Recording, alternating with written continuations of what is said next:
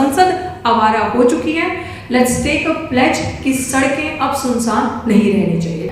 जो 7 जजेस का बेंच, जिसे मैं कहूंगी बाबरी मस्जिद का बेंच, उसमें भी वो बेंच जो था उसके पीछे कौन था वो सबको पता है, और इस बेंच के पीछे कौन है ये भी सबको पता है और सबने देखा है।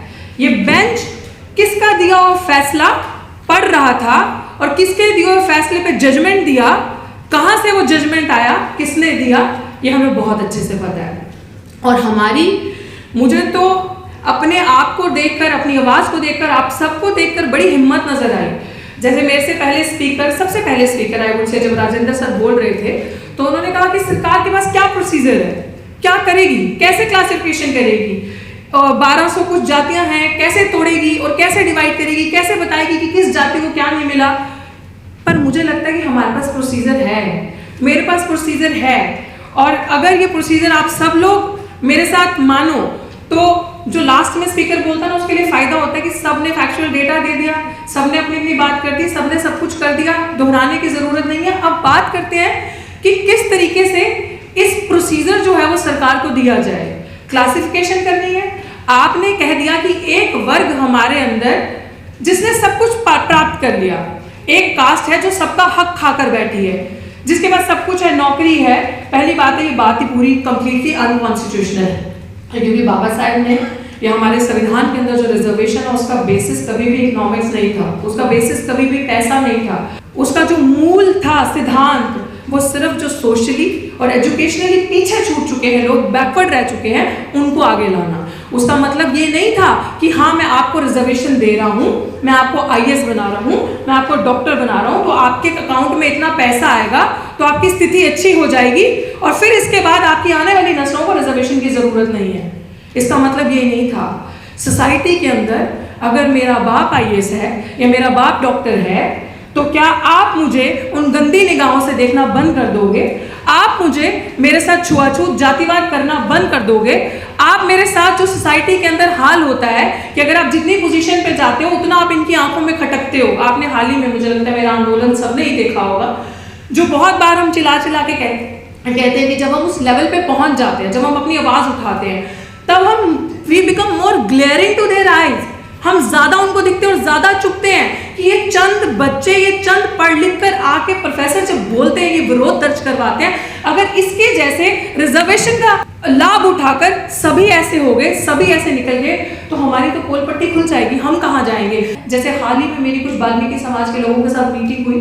There were few ladies who are working on contractual basis, सफाई कर्मचारियों के पोजीशंस पे। कल ही रात में डिबेट हो रहा था, बात हो रही थी, तो उन्होंने मुझे कहा कि हम बहन जी की लड़ाई नहीं चाहते, हमारे समाज में ये जो डिवीजन क्रिएट हो रहा है हम नहीं चाहते, हम नहीं चाहते हमारा समाज टूटे। बस हमें एक ही जो है, सरकार ने सालों से ये लालच दिया हुआ है कि आपकी नौकरी पक्की हो जाएगी, और अभी हमें 15,000 रुपये मिलते हैं और हमें लगता है जब हम पक्के हो जाएंगे हमारी आर्थिक स्थिति बढ़ेगी तो हम आगे जाएंगे। लेकिन तो मैंने उनसे सवाल किया कि आप क्या करती हो और आपकी बेटी क्या करती है और आपके बच्चे कितने हैं, क्या करते हैं? तो शी सेड कि मेरे पूरे खानदान में, मेरे जवाई से लेके, मेरी बेटी से लेके, मेरे पति से लेके सब सफाई कर्मचारी हैं और उनका एजुकेशन 10वीं से ऊपर नहीं है। समझ रहे हैं आप स्थिति? तो रिजर्वेशन अगर हटाना और ये कहना कि हम अधिकार खा गए, और वो तो एक ड्रामा होके रह गया ना कि जब उनको एजुकेशन फ्री देना सबसे पहला स्टेप है कि पढ़े, आगे आए और उस रिजर्वेशन का लाभ ले सके। तो साथियों, अभी ये भी चीज़ आपके बीच में बोलना बहुत जरूरी है। हमारे पूर्व मंत्री राजेंद्र पाल जी यहाँ बैठे थे, उन्होंने कहा कि दिल्ली सरकार का मतलब मंत्री हैं, तो मैं उनसे कहना चाहती थी वो चले गए। हाँ, एक सब कंपोनेंट प्लान है, SC/ST सब प्लान, आप इसके बारे में जानते हैं?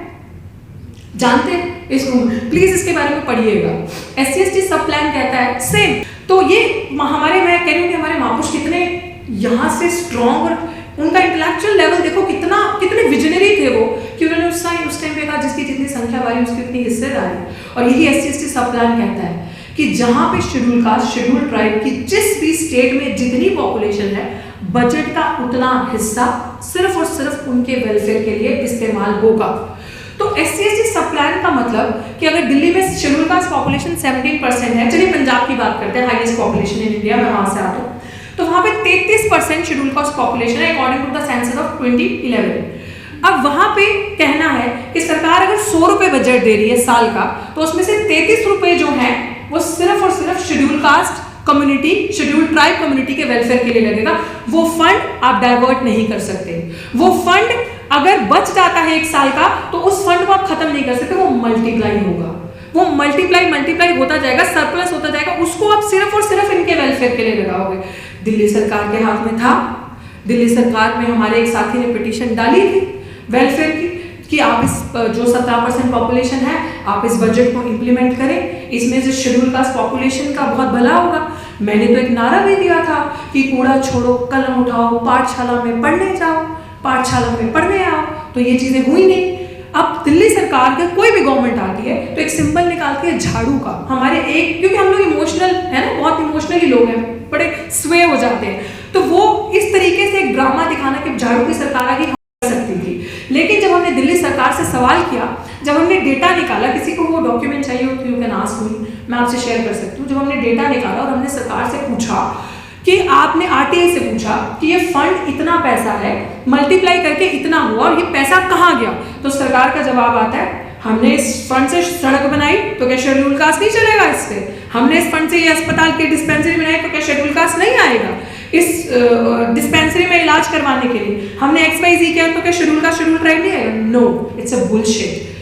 वो जो संवैधानिक प्रोविजन है उसका कहना यह है कि इस फंड के तहत, इस कंपोनेंट प्लान के तहत सिर्फ और सिर्फ इनके बच्चों को स्कॉलरशिप्स, इनके बच्चे अगर फॉरेन पढ़ने जाना चाहते हैं उसकी स्कॉलरशिप्स, इनके बच्चे अगर UPSC वगैरह IAS की कोचिंग लेना चाहते हैं उसकी स्कॉलरशिप, नरेगा वर्कर्स जो लोअर लेवल पे काम करते हैं उनको लोन्स, उनकी स्थिति अच्छी, जो लोग नंगे बदन सीवर के अंदर उतर रहे हैं उनके लिए ऐसी चीजें, ऐसी मशीन्स बनाई जाए कि उनका वो वहाँ पे शोषण रुका जाए, उनके साथ वो जो मैनुअल स्कैवेंजिंग करते हैं वो रुकी जाए। वो सिर्फ और सिर्फ कंपोनेंट प्लान इनके वेलफेयर के लिए। बताइए, अगर ये प्लान किसी भी सरकार में, चाहे वो कांग्रेस, चाहे वो आम आदमी पार्टी, चाहे वो वर्तमान की present establishment Bharatiya Janata party, अगर इन्होंने वो प्लान इंप्लीमेंट किया होता तो आज हमारे अंदर ये जो डिवीजन क्रिएट करने की कोशिश करें ये नहीं होती। हमारा पैसा, हमारा हक हमें दिया जाता। तो हमें इन सबको एक करके देखना है और आने वाले टाइम पे आई एम रेडी, सड़क पे भी, संसद तक भी और जेल तक भी, wherever they welcome me, I am there. So I am their boss. तो वो जहाँ लेके जाना चाहें, so I lead them. So मुझे ये लगता है कि इस दौर में हम सब एक साथ हैं। वही दौर उन्होंने वापस लाया, लेकिन तब शायद हमें लड़ना इतने अच्छे से आता नहीं था, लेकिन आज हमें कमर भी तोड़ना आती है, उलगुलान करना भी आता है, लड़ना भी आता है, चाहे वो कलम से हो, चाहे वो किसी और चीज़ से हो। तो अब हम तैयार हैं हर तरीके से और इस लड़ाई को हम लड़ेंगे। और मोटी मोटी बात हम लोग सब समझ चुके हैं कि कैसे लड़ना है, क्या करना है। बस संसद आवारा हो चुकी है। लेट्स टेक अ प्लेज कि सड़कें अब सुनसान नहीं रहनी चाहिए।